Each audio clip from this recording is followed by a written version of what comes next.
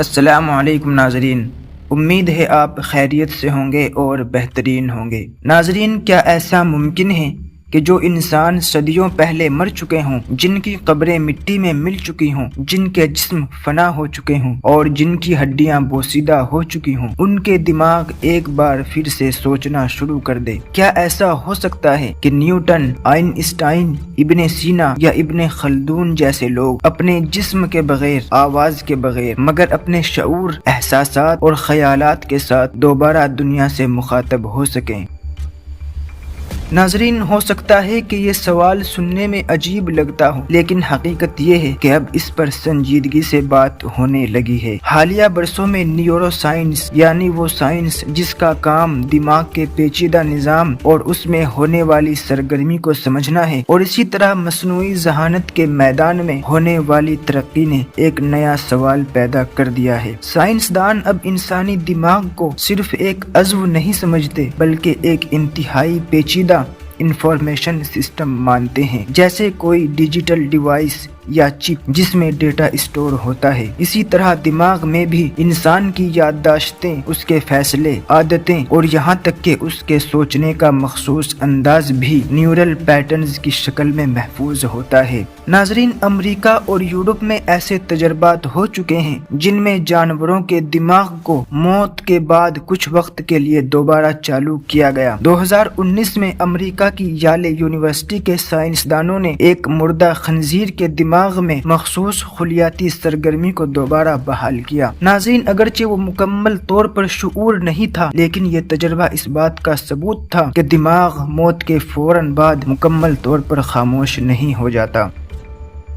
اب ناظرین، یہاں سے کہانی ایک اور موڑ لیتی ہے۔ اگر انسانی دماغ کے نیورل کنیکشنز کو مکمل طور پر سمجھ لیا جائے، اگر اس کی ہر یادداشت، ہر فیصلہ اور ہر سوچ کو ڈیجیٹل ڈیٹا میں تبدیل کر لیا جائے، تو پھر سوال یہ پیدا ہوتا ہے کہ کیا اس ڈیٹا کو اے آئی کے ذریعے دوبارہ چالو کر کے اس ڈیجیٹل دماغ سے نئے سوالات کے جوابات اس مخصوص ذہن کے مطابق حاصل کیے جا سکتے ہیں؟ اور اگر ایسا ہو جائے تو کیا یہ ماضی کا وہی انسان ہوگا یا اس کی طرح سوچنے والا محض ایک مشینی ڈبہ؟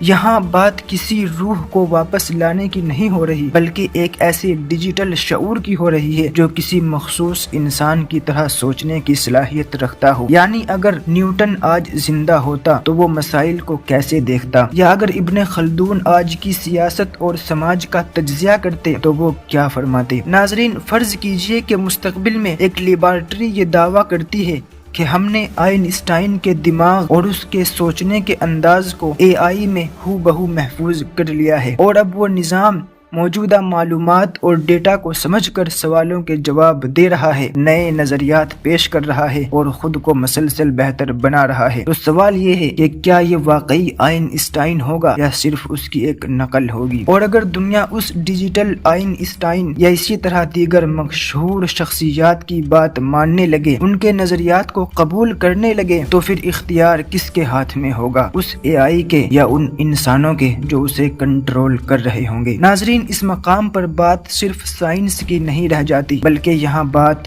طاقت، اختیار اور اخلاق کی ہو جاتی ہے، کیونکہ جو ادارہ یا ریاست یہ فیصلہ کرے گی کہ کون سا دماغ، کون سا ذہن یا کون سی شخصیت دوبارہ فعال ہوگی اور کون سی نہیں، تو وہ دراصل تاریخ اور مستقبل دونوں کو کنٹرول کرے گی۔ یہ سب سننے میں مستقبل کی بات لگتی ہے، لیکن حقیقت یہ ہے کہ اس سمت میں پہلا قدم اٹھ چکا ہے۔ آج اے آئی انسانوں کی زبان بولتی ہے، انسان کی طرح جواب دیتی ہے اور انسان کے انداز میں سیکھتی بھی ہے۔ اگلا قدم کیا ہوگا یہ ابھی واضح نہیں، لیکن سوال اب محض سوال نہیں رہا۔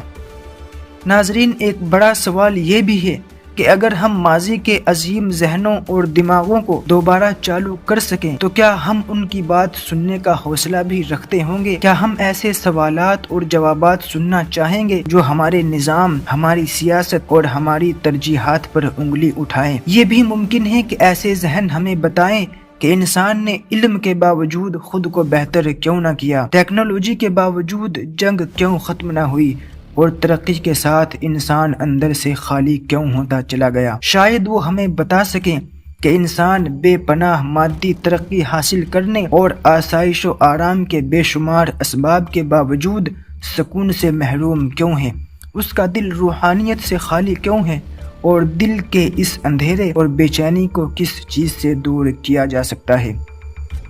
آخر میں ناظرین ایک سادہ مگر گہرا سوال رہ جاتا ہے، اگر ہم مردہ ذہنوں کو دوبارہ سوچنے کے قابل بنا بھی لیں تو اس سے ہماری خود کی سوچنے اور سمجھنے کی صلاحیت یعنی کریٹو تھنکنگ پر کیا اثر پڑے گا؟ ماضی کی عقلوں کے سہارے اپنا مستقبل چلانے کی اس کوشش میں کیا ہم اپنے ذہن کی تخلیقی صلاحیت کو کھو دیں گے، یا اس سے ہماری ذہنی صلاحیتوں میں مزید اضافہ ہوگا؟ آپ اس بارے میں کیا سوچتے ہیں؟ اپنی رائے کمنٹس میں ضرور بتائیے گا۔ نیز اگر آپ یہ جاننا چاہتے ہیں کہ مستقبل میں آپ کے جسم اور روح پر AI کیسے اثر ڈال سکتی ہے تو دونوں ویڈیوز کے لنک اسکرین پر موجود ہیں۔ اگر ویڈیو سے کچھ نیا سیکھنے کو ملا ہو اور دماغ کی گھنٹی بجی ہو تو ویڈیو کو لازمی لائک کر کے آگے شیئر کیجیے گا۔ اللہ حافظ۔